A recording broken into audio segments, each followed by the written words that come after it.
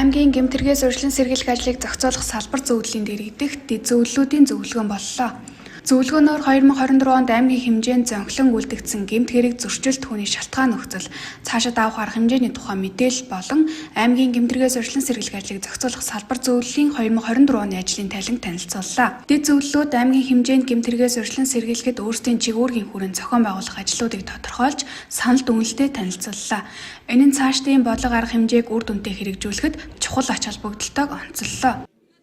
За тодорхой төрлийн гэмт хэргийг бууруулах ийм ажлын чиглэлийг зорилготойгоор аймгийн гэмтэргээс урьдчилан сэргийлэх ажлыг зохицуулах үндсэн зөвлөлөөс салбарласан дэд зөвлөлүүд ажилладаг байгаа. За 7 дэд зөвлөл байдаг. За эдгээр зөвлөлүүд бол өөрсдийн чиг өөрийг эрхлэх асуудлынхаа хүрээнд бол ажил асуудлаа зохицуулаад саналаа оруулаад жилийн ажлын төлөвлөгөөг ерөнхийдөө батлуулсан.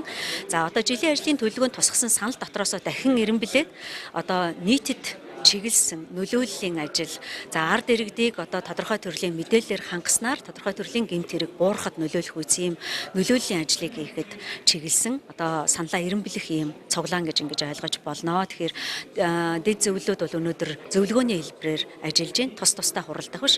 Өнгөрсөн хонд хийж хэрэгжүүлсэн ажлын нэгдсэн тайлан мэдээг хүлээж авах, өөрсдийн сонирхож байгаа асуултандаа хариулт авах, цаашдын ажилдаа тусгах гэх мэтчлийн олон талын ач холбогдолтой. Тэгээ хамгийн гол нь зөвлөлүүд өөр хоорондоо уялдах шаардлагатай байгаа.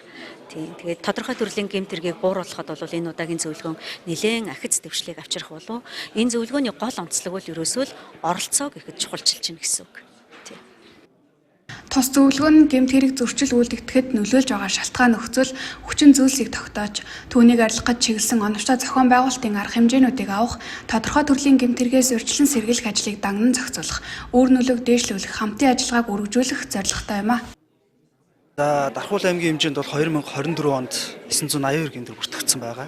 Тэр нийт орон нутгад бүртгэгдсэн одоо бусад орон нутгуудтай харьцуулахад 2 дугаарт эрэмблэгдэж байгаа гэмт хэргийн гаралтаараа өмнөх оноос 37.5% өссөн. За энэ бүртгэгдэж байгаа нийт гэмт хэргийн болныг 72.5%-ыг ерөөсө 4 төрлийн гэмт хэрэг эзэлж байгаа. Энэ дотроо одоо залилах байна. Залилах гэмт хэрэг бол хэрнээ цахим орчинд дийлэнх нь үлдэгдэж байгаа. За мөн хулгайлах байна. Хүний эрүүл мэндэд хөнгө охирол учруулах байна. Хөдөлгөөний аюулгүй байдал, тээврийн хэрэгслийн ашиглалтын журмын эсрэг гэсэн энэ 4 төрлийн гэмт хэрэг бол нийт бүртгэж байгаа гэмт хэргийн 72.5% эзэлж байгаа. За тэгэхээр бид бүхэн одоо 2025 онд энэ дурдсан 4 гэмт хэрэг дээрээ чиглэсэн илүүдэлгүй энэ урьдчилан сэргийлэх ажлуудыг зохион байгуулж иргэдтэй болон энэ төрийн бас байгууллагатайгаа хамтарч ингэж ажиллах юм бол бусад одоо нөгөө гудамж талбад үлдэгддэг, олон нийтийн газар үлдэгддэг тийм ээ. За согтуугаар үлдэгддэг, гэр бүлийн хүч хийлэл улмаас үлдэгддэг, цахим орчинд үлдэгддэг гэсэн энэ төрлийн гэмт хэргүүд манаас буурах боломжтой байна.